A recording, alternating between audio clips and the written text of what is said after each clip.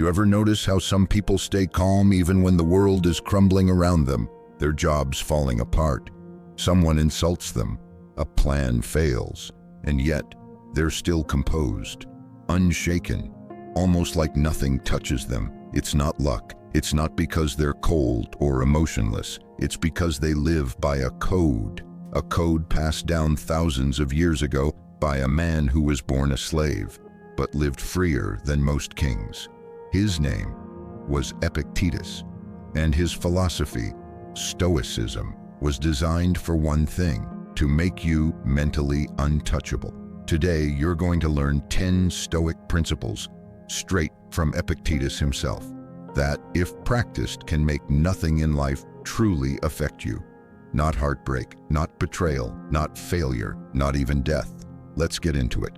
1. Control what you can, accept what you can't. Some things are up to us and some things are not. That's the first line of the Enchiridion, Epictetus's manual for life, and he starts with it for a reason. See, most of us live in a constant state of frustration. We stress over the weather, we obsess over how others treat us, we lose sleep over outcomes we can't fully control. But Epictetus draws a sharp line, one that separates your inner world from the chaos of the outer. There are only two categories in life: things you control, your thoughts, actions, responses, values; things you don't, other people, the past, natural events, outcomes. Let that sink in for a second. You can't control if someone likes you, if a storm ruins your plans, or if the market crashes. But you can control how you react, what you focus on, and what you choose to do next. Imagine this: a man's boat sinks in a storm. Two people are on that boat. One curses the sea and panics. The other grabs a piece of driftwood and starts swimming. Same storm, same loss, different response. The Stoic doesn't pretend to love the storm, but he doesn't waste time hating it either, because energy spent on what's out of your hands is energy wasted. When you live by this principle, life becomes simpler, less noise, less drama, more power. You stop being a puppet on the strings of fortune, and you start being the calm in the storm. Not because life is easy, but because you've accepted that not everything is yours to wrestle with. And that is where true peace begins. 2. You are not your emotions. It is not events that disturb people. It is their judgments concerning them. Ever had a moment where you felt like your emotions were running the show? One second you're fine, the next, anger, fear, sadness, like a wave crashing over you. Epictetus would say, you are not the wave, you are the shore. In Stoicism, emotions aren't enemies, they're signals, but they are not your identity. When someone insults you, the insult doesn't hurt you. Your judgment of it does. Let's say someone calls you a failure. That's just sound, vibrations in the air. But if you believe it, if you interpret it as truth, that's when pain creeps in. The hurt isn't in the words. It's in the meaning you attach to them. And here's the key. Meaning is something you create. Epictetus taught that we can pause between stimulus and response. We can ask, is this worth reacting to? Is this emotion rooted in reality, or is it my fear talking? Let me paint a picture. Imagine you're walking through a forest and you see a snake. Your heart races, your breath quickens, but then you realize it's a rope. Did the snake change? No, your judgment did. Epictetus believed that freedom comes when you realize this power, to observe your emotions without being enslaved by them. He didn't say, don't feel. He said, don't let feelings dictate your reason. You are the observer. You are the one who chooses the story you tell yourself. And when you master that, you become immune to manipulation by others and by your own impulses. 3. Detach from what you don't truly own. Never say of anything, I have lost it, but only, I have given it back. Think about that for a second. You don't own anything in this world, not permanently. Not your house, not your car, not even the people in your life. That sounds harsh, but Epictetus wasn't being cold. He was being real. You came into this world with nothing, and when you leave, you'll take nothing with you. So he asked, why cling to things as if they're truly yours? Let's take an example. Imagine you're holding a beautiful clay cup. You love it. You drink from it every day. One morning it slips from your hands and shatters. Now most people would be upset, frustrated, even angry. But a Stoic would say, it was never truly mine, I was only borrowing it. And that mindset applies to more than just cups. It applies to relationships, to health, to status, even to your own body. Detachment isn't about not loving, it's about loving without chains. When you realize that everything is on loan, that all things are temporary, you start living with more presence, more gratitude, and less fear of loss. You stop gripping life so tightly that it slips through your fingers. This principle, at its core, is a kind of emotional armor. If something is taken from you, your job, your partner, your possessions, you mourn it, but you don't crumble, because you never believed it was yours forever. And that perspective, it changes everything. You walk lighter, you love deeper, and you lose without being lost. 4. Pain is not evil, only your judgment of it. It's not things themselves that disturb us, but our opinions about them. Pain, physical or emotional, is inevitable in life. But to Epictetus, pain wasn't evil. It wasn't something to be feared. What he warned against was the belief that pain shouldn't happen, that it's somehow unfair or unjust, or proof that life is broken. Let me ask you, what happens when you touch something hot? Pain, but that pain protects you. It tells you to pull back. It teaches you. Epictetus believed emotional pain works the same way. It's not your enemy, it's a signal. He saw pain not as punishment, but as a teacher. You lost something, you're hurting. Ask yourself, what belief did I have about this situation that's causing me to suffer?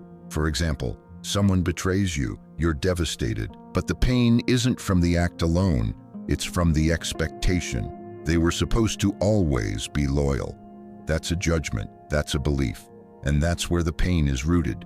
Epictetus himself was no stranger to suffering. He was born into slavery. His leg was permanently crippled. Some say it was broken by his master, and yet he never saw himself as a victim. He didn't deny the pain, he just refused to let it define his inner state. To the Stoic, pain is raw material, like firewood. And your character, that's the flame. The more hardship you throw on it, the brighter it burns. So the next time you're hurting, deeply hurting, pause and ask, is this pain revealing something I need to see? Is it making me stronger, wiser, more awake? If the answer is yes, then maybe pain isn't your enemy after all. 5. Don't seek approval. Seek alignment with virtue. If you want to improve, be content to be thought foolish and stupid. That line hits hard, doesn't it? We live in a world obsessed with approval. How many likes did I get? Do they think I'm smart? Am I successful enough in their eyes? But Epictetus flips that script. He teaches that seeking virtue, not validation, is the path to inner peace. What is virtue, according to Stoics? It's living with wisdom, courage, justice, and self-control. That's it. No fancy title, no applause. Just you choosing what's right, even when no one's watching, especially when no one's watching. Let's put this into a real-life moment. You're at a dinner table and everyone's gossiping about someone who isn't there. You stay quiet, or better yet, you defend the person being mocked. Now some people at the table think you're soft, weak, naive. But the Stoic, he smiles. Because he didn't do it for them, he did it for his own integrity. Epictetus would say, if doing the right thing makes others mock you, let them. Their opinion doesn't make the action any less noble, and their praise doesn't make it more noble either. In a world built on performance and image, this is radical. Because when you stop chasing approval, you become unshakable. People can misunderstand you, dismiss you, even hate you, and you remain rooted. Rooted in something deeper than popularity. Rooted in who you've decided to be. And that's a kind of strength that can't be taken from you. 6. Adversity is training, not punishment. Difficulties are things that show a person what they are. Most people see adversity as misfortune, something unfair, something that shouldn't have happened. But Stoics like Epictetus saw it differently, not as a curse, but as a kind of test, or better yet, a training ground. Think of a wrestler. If he trains without resistance, no real opponent, no pushback, what happens? He stays weak. Now imagine a life without hardship, no discomfort, no betrayal, no setbacks. Sounds ideal, until you realize you've never had to grow, never had to sharpen your character, never had to dig deep and find out what you're made of. Epictetus believed adversity is how life trains us. Each obstacle is a lesson in disguise, a weight added to the barbell of your soul. Let's look at history. Marcus Aurelius faced plagues, invasions, betrayal, yet his journals, his meditations, are filled with calm, clarity, and discipline. Why? Because he saw hardship as part of the human contract. You're not punished by the world, you're prepared by it.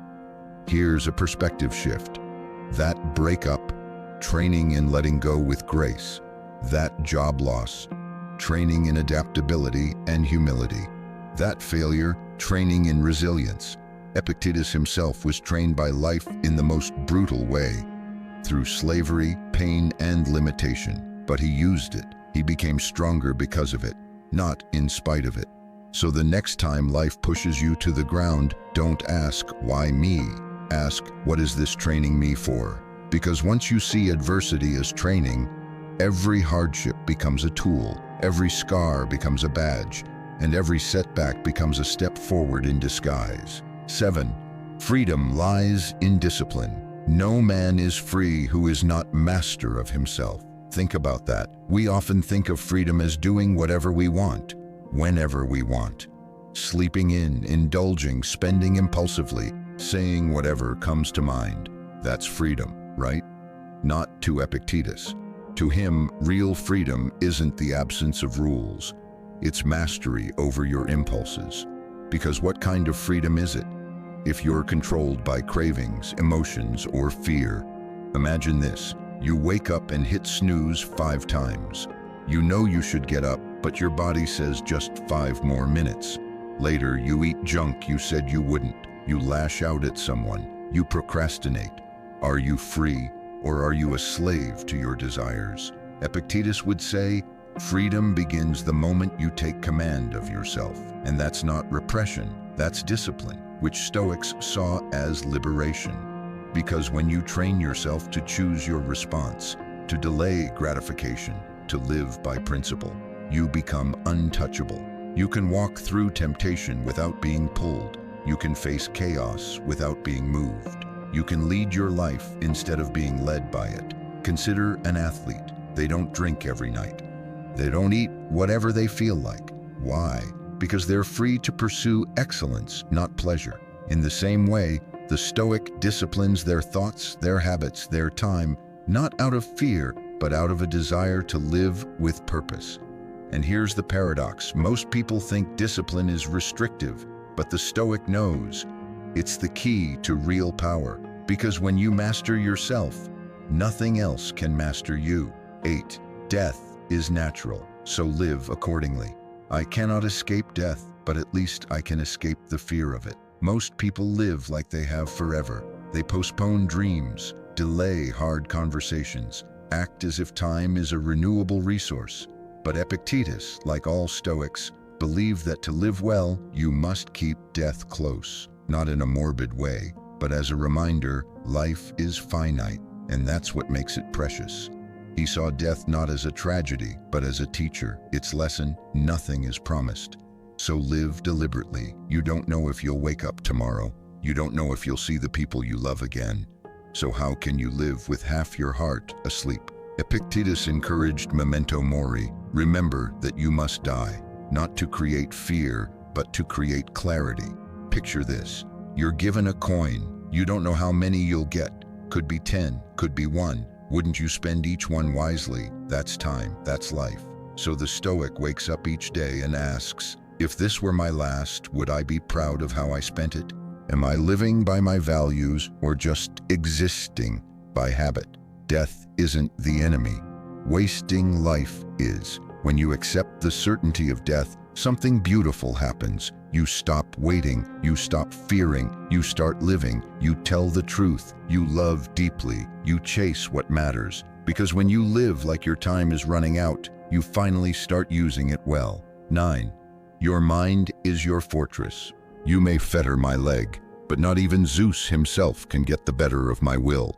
There's something deeply unbreakable about this idea. No matter what happens around you, your mind is your last line of defense. Epictetus knew what it meant to live without control over his surroundings. He was born a slave. His body was broken. His freedom was taken. But his mind? Untouchable. And that's the Stoic's ultimate power. You can strip away everything, but you cannot take my ability to choose my response. That's the fortress, not a physical wall, not a bank account, not a weapon, but your reason, your awareness, your inner authority. Let's say you're humiliated in public. People are laughing, pointing fingers. To most, that's a moment of collapse. But a Stoic sees it as a test, a moment to remember. They can mock me, but they cannot shape how I see myself unless I let them. Your emotions, thoughts, and character, they belong to you. No tyrant, no tragedy, no betrayal can invade that space unless you open the door. Epictetus believed that building this mental fortress takes practice. Each time you choose patience over rage, silence over gossip, reflection over reactivity, you strengthen your inner walls. And what happens when the storms come, as they always do? You don't shatter, you don't run, you stand, because you've built something no one else can touch. A mind trained in truth, anchored in principle, and free from dependency on the outside world. The Stoic doesn't live in a perfect world. They live with a perfect understanding. If I guard my mind, nothing can conquer me. 10. Live in accordance with nature, not opinion. Seek not that events should happen as you wish, but wish them to happen as they do happen, and your life will flow well. This isn't about hugging trees or avoiding technology. When Epictetus says live in accordance with nature, he means live in harmony with reality, not resistance to it. It means aligning your actions with your human nature, which the Stoics define as reason, virtue, and responsibility. And it also means accepting the nature of the universe itself, that things change, that people die, that you can't control most of what happens. Now here's where this becomes powerful. Most people live by opinion, not nature. They chase what others admire. They avoid what others fear. They build their life around public approval instead of internal values. But opinion is fragile. It shifts like the wind. And when you live by it, so do you. Living in accordance with nature is the opposite. It's waking up and asking, what is my role today? What's the wise thing to do in this moment? How can I live with dignity, not just comfort? Let's say you're dealt an unfair situation. You didn't deserve it. But instead of reacting with outrage, you pause. You say, this is part of life's nature. Unfairness exists. My job isn't to whine, it's to respond with character. When you live like this, you flow with life instead of fighting it. You accept what happens, not with passivity, but with power. Because to the Stoic, the goal isn't to bend the world to your will, it's to bend your will to what the world actually is. And when you do that, you stop being dragged by life.